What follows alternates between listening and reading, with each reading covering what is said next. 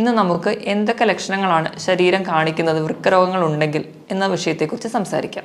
രണ്ടാമതായിട്ട്, പുകവലി മൂലമുണ്ടാകുന്ന കെമിക്കൽസ് നമ്മുടെ രക്തക്കൊള്ളുകൾ അടിയുകയും അത് നമ്മുടെ ചെറിയ രക്തക്കൊള്ളുകൾക്ക് നാശം ഉണ്ടാക്കുകയും ചെയ്യുന്നു. ഇതുവഴി നമ്മുടെ വൃക്കകൾക്കുള്ള രക്തയോട്ടം കുറയ്ക്കുകയും ചെയ്യുന്നുണ്ട്. അതായത് ഒരു 70 കിലോ ഉള്ള ഒരാളാണെങ്കിൽ 40 ഗ്രാം പ്രോട്ടീൻ മാത്രമേ ഒരു ദിവസം കഴിക്കാൻ പാടുള്ളൂ. പ്രോട്ടീൻ കഴിക്കുമ്പോൾ തന്നെ നമ്മുടെ റെഡ് മീറ്റ് പൂർണ്ണമായും ഒഴിവാക്കുക. റെഡ് മീറ്റ് എന്ന് പറയുമ്പം പോത്തിറച്ചി, താറാവിറച്ചി ഇതൊക്കെ പൂർണ്ണമായും ഒഴിവാക്കുക. അതിന് പകരം വെജിറ്റബിൾ പ്രോട്ടീൻസ് കൂടുതലായി കഴിക്കുക. ഇതിന് പ്രധാന കാരണം നമ്മുടെ ശരീരത്തിൽ യൂറിയയുടെ അളവ് കൂടുതലായി നിൽക്കുന്നത് കൊണ്ടാണ്. ഇതോടൊപ്പം തന്നെ നമ്മുടെ രക്തത്തിൽ HBയുടെ അളവ് കുറയുന്നത് കൊണ്ട് നമുക്ക് വിളർച്ച ഉണ്ടാകുന്നതായും കാണാം. അപ്പം നമ്മൾ ഫ്രൂട്ട്സ് കഴിക്കുകയാണെങ്കിലും ഒരു പരിധിയിൽ കൂടുതൽ കഴിക്കരുത്.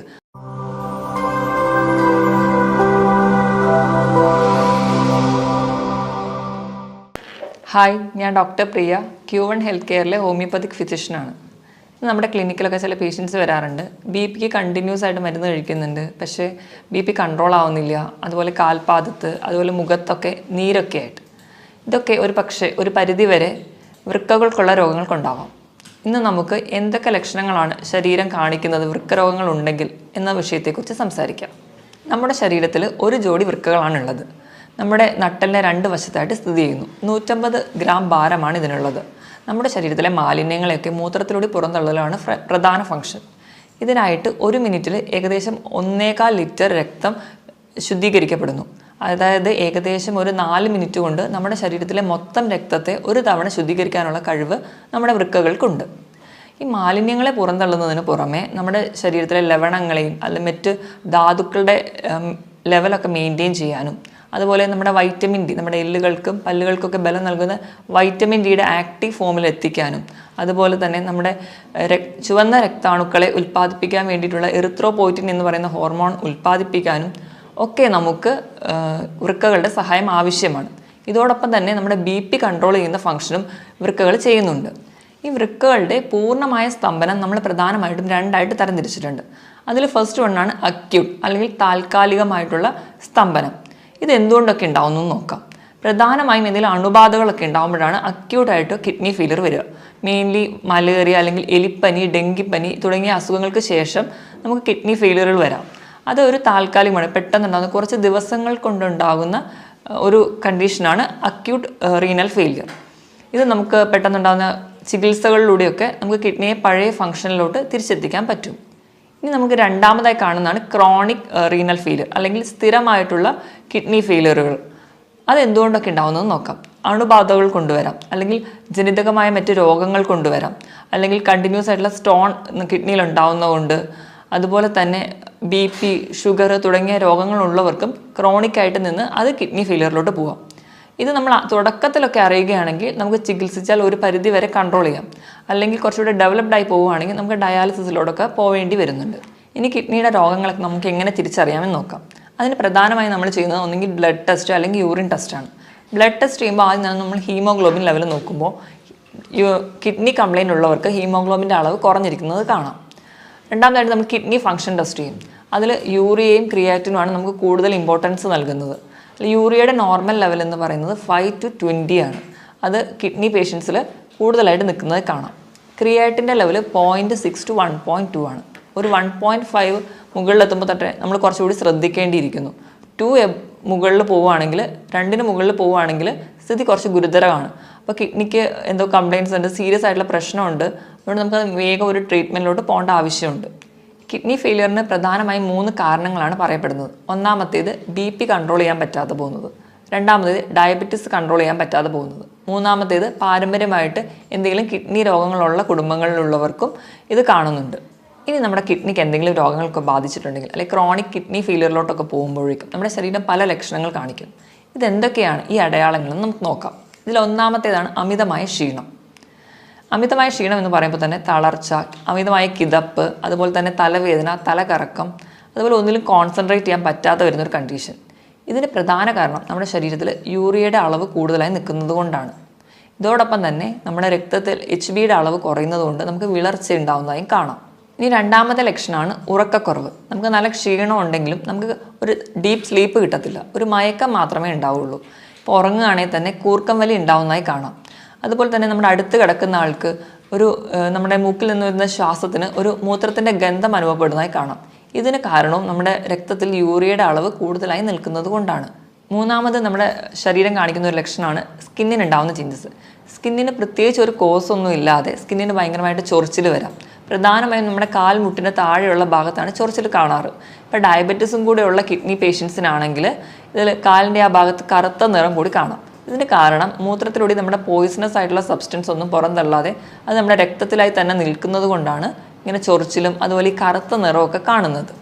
നാലാമതായി ശരീരം കാണിക്കുന്ന ഒരു ലക്ഷണമാണ് ഇടയ്ക്കിടയ്ക്ക് മൂത്രം ഒഴിക്കാനുള്ള ഒരു ടെൻഡൻസി. പക്ഷേ നമുക്ക് മൂത്രം ഒഴിക്കാനൊക്കെ പോയി ഇരുന്നാലും മൂത്രം പോകത്തില്ല. ആ ഒരു ടെൻഡൻസി മാത്രമേ കാണിക്കുള്ളൂ. ഇത് കൂടുതലായും കാണുന്നത് രാത്രി സമയത്താണ്. അഞ്ചാമതായി കാണുന്ന ഒരു ഫീച്ചറാണ് മൂത്രത്തിൽ കലക്കലായിട്ട് കാണുന്നത്. അതായത് നമ്മുടെ മൂത്രത്തിൽ ബ്ലഡ് കൂടി മിക്സ് ചെയ്തിട്ട് പോകും. ചിലപ്പോൾ മൂത്രം ഒഴിക്കുന്നതിൻ്റെ തുടക്കത്തിൽ കുറച്ച് ബ്ലഡ് പോകും, അത് കഴിഞ്ഞിട്ടായിരിക്കും മൂത്രം പോകുന്നത്. അല്ലെങ്കിൽ ഒരു കലങ്ങിയ സ്റ്റേറ്റിലായിരിക്കും കാണുക. നമ്മൾ ചെളി വെള്ളത്തിൽ കുഴച്ച പോലെ ഒരു കലങ്ങിയ അവസ്ഥയിൽ ആണ് യൂറിൻ പോവാറ്. നമ്മൾ എത്ര വെള്ളം കുടിച്ചാലും ഇതൊരു കലക്കലായി തന്നെ തുടരുന്നെങ്കിൽ അതെന്തെങ്കിലും ഒരു കിഡ്നി ഡിസീസ് ഉള്ളവരിലാണ് കൂടുതലായും കാണുന്നത്. ആറാമതായി കാണുന്ന ഒരു ഫീച്ചറാണ് മൂത്രത്തിൽ പതയായിട്ട് കാണുന്നത്. അത് നമ്മുടെ മുട്ടയുടെ വെള്ളയൊക്കെ എടുത്ത് അടിച്ച് പതപ്പിച്ച് കഴിഞ്ഞാൽ നമ്മുടെ പാത്രത്തിൻ്റെ സൈഡിൽ ഇങ്ങനെ കുമിള പോലെ പറ്റി പിടിച്ചിരിക്കുന്നില്ലേ, ആ ഒരു സ്റ്റേറ്റിൽ നമ്മുടെ മൂത്രം പോകുമ്പോൾ കാണാൻ പറ്റും. അതുപോലെ കുമിളകളൊന്നും പൊട്ടാതെ പതയായിട്ട് തന്നെ നിൽക്കുന്നുണ്ടെങ്കിൽ അതും ഒരു കിഡ്നി ഡിസീസിനുള്ള ഒരു അടയാളമായിട്ട് കാണുന്നു. ഇനി ഏഴാമതായി ശരീരം കാണിക്കുന്ന ഒരു ലക്ഷണമാണ് കണ്ണിന് ചുറ്റുമുള്ള തടിപ്പ്, അല്ലെങ്കിൽ നമ്മൾ അതിനെ പഫിനെസ് എന്ന് പറയും. ഇതിന് പ്രധാന കാരണം എന്ന് വെച്ച് കഴിഞ്ഞാൽ നമ്മുടെ ശരീരത്തിന് ആവശ്യമായിട്ടുള്ള പ്രോട്ടീനുകൾ കിഡ്നി വഴി പുറന്തള്ളുകയും അതിന് പകരം പോയിസണസ് ആയിട്ടുള്ള സബ്സ്റ്റൻസ് രക്തത്തിൽ അടിയുന്നതും കൊണ്ടാണ്. നമ്മൾ കിഡ്നി വഴി നമ്മുടെ ശരീരത്തിന് ആവശ്യമുള്ള പ്രോട്ടീൻ പോകുന്നതിനോടൊപ്പം തന്നെ നമ്മുടെ മസിലുകളിലുള്ള പ്രോട്ടീനും അവ പുറന്തള്ളുന്നു. അപ്പോൾ നമ്മുടെ മസിൽസൊക്കെ കുറച്ചുകൂടെ വീക്കാവും. അതുപോലെ കിഡ്നി പേഷ്യൻസൊക്കെ ഇങ്ങനെ മെലിഞ്ഞ് വരുന്നതായിട്ട് നമുക്ക് കാണാം. ഇനി എട്ടാമതായിട്ട് ശരീരം കാണിക്കുന്ന ഒരു ഫീച്ചറാണ് കാൽപാദത്തിലൊക്കെ നീരുണ്ടാവുന്നത്. ഇതിന് പ്രധാന കാരണം എന്ന് വെച്ചിട്ടുണ്ടെങ്കിൽ നമ്മുടെ കിഡ്നിയുടെ എന്തെങ്കിലും ഡിസീസസ് വന്ന് കിഡ്നി ഫെയിലിയർ ആയിട്ടുണ്ടെങ്കിൽ നമ്മൾ വേണ്ടത്ര രീതിയിൽ ബ്ലഡൊക്കെ ഒന്നും പ്യൂരിഫൈ ചെയ്യാതെ പോകും. അപ്പോൾ ഈ ഫ്ലൂയിഡ് എല്ലാം കൂടി റിട്ടെയിൻ ചെയ്യുന്നതുകൊണ്ട് ഫ്ലൂയിഡ് ഇങ്ങനെ കെട്ടിക്കിടക്കുന്നതുകൊണ്ടാണ് കാൽപാദത്തിന് നീര് വരിക. പല കാരണങ്ങൾ കൊണ്ട് നമുക്ക് കാലിലൊക്കെ നീര് വരാം. ചില സന്ധിവാതങ്ങൾ കൊണ്ടുവരാം, അല്ലെങ്കിൽ യൂറിക് ആസിഡിൻ്റെ പ്രശ്നം കൊണ്ടൊക്കെ വരാം.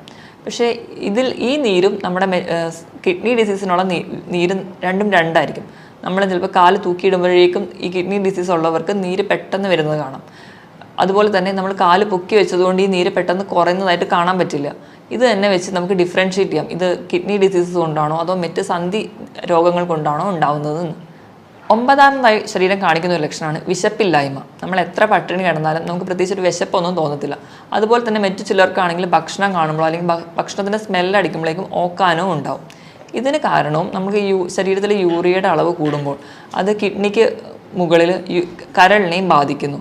അതുവഴിയാണ് നമുക്ക് വിശപ്പില്ലായ്മ ഉണ്ടാവാനുള്ളൊരു കാരണം. ഇനി അവസാനത്തെ ലക്ഷണമാണ് മസിൽ ക്രാംസ്, അല്ലെങ്കിൽ മസിൽസിൻ്റെ കോച്ചിപ്പിടുത്തം.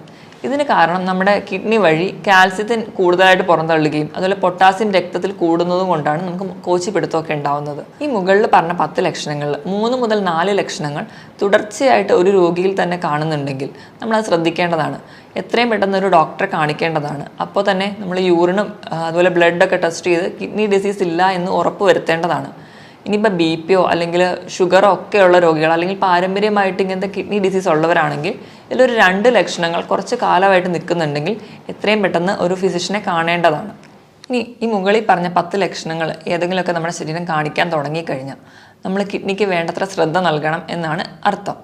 അപ്പം എന്തൊക്കെ ലൈഫ് സ്റ്റൈൽ ചേഞ്ചസ് ആണ് വരുത്തേണ്ടതെന്ന് നോക്കാം. ഇതിൽ ഒന്നാമതാണ് ധാരാളം വെള്ളം കുടിക്കുക. ഒരു ഹെൽത്തി ആയിട്ടുള്ള ഒരാളാണെങ്കിൽ ദിവസം ഒരു 3 ലിറ്റർ വെള്ളം കുടിക്കുക, അതായത് ഒരു 15 ഗ്ലാസ് വെള്ളമെങ്കിലും കുടിക്കണം. ഇപ്പോൾ കിഡ്നി ഡിസീസൊക്കെ സ്റ്റാർട്ട് ചെയ്തു പക്ഷേ ഡയാലിസിസിലോട്ടൊന്നും എത്തിയിട്ടില്ലാത്ത ഒരാളാണെങ്കിൽ വെള്ളം കുടിക്കുന്നതിൻ്റെ അളവും മൂത്രം ഒഴിക്കുന്നതിൻ്റെ അളവും തമ്മിൽ ഒരു അനുപാതമുണ്ട്. അവരൊഴിക്കുന്ന മൂത്രത്തിൽ നിന്നിൻ്റെ കൂടെ ഒരു 600 മില്ലി കൂടി കൂട്ടിയിട്ട് വേണം അവർ വെള്ളം കുടിക്കാൻ. ഇപ്പം 2 ലിറ്ററാണ് ഒരാൾ ഒഴിക്കുന്ന മൂത്രമെങ്കിൽ അവർ കുടിക്കേണ്ട വെള്ളത്തിൻ്റെ അളവ് 2600 മില്ലി ലിറ്ററാണ്. രണ്ടാമതായിട്ട് പുകവലി പൂർണ്ണമായി നിർത്തുക. അതിന് ഒന്നാമത്തെ പറയുന്ന കാരണം എന്ന് വെച്ചിട്ടുണ്ടെങ്കിൽ നമ്മൾ പുകവലി ഉള്ളവരിൽ ഓക്സിജൻ ക്യാരിയിങ് കപ്പാസിറ്റി, ഓക്സിജൻ്റെ അളവ് കുറയുന്നതായിട്ട് കാണാം. രണ്ടാമതായിട്ട് പുകവലി മൂലം ഉണ്ടാകുന്ന കെമിക്കൽസ് നമ്മുടെ രക്തക്കൊള്ളുകൾ അടിയുകയും അത് നമ്മുടെ ചെറിയ രക്തക്കൊള്ളുകൾക്ക് നാശം ഉണ്ടാക്കുകയും ചെയ്യുന്നു. ഇതുവഴി നമ്മുടെ വൃക്കകൾക്കുള്ള രക്തയോട്ടം കുറയ്ക്കുകയും ചെയ്യുന്നുണ്ട്. അതുപോലെ തന്നെ ഈ പുകവലി ഉള്ളവരിലാണ് കൂടുതലായിട്ടും ഇപ്പോൾ കിഡ്നി ക്യാൻസേഴ്സും അല്ലെങ്കിൽ മറ്റ് ഗ്രോത്തുകളും കിഡ്നിയിൽ ഉണ്ടാകുന്നത് കൂടുതലായി കാണുന്നത് പുകവലി ഉള്ളവരിലാണ്.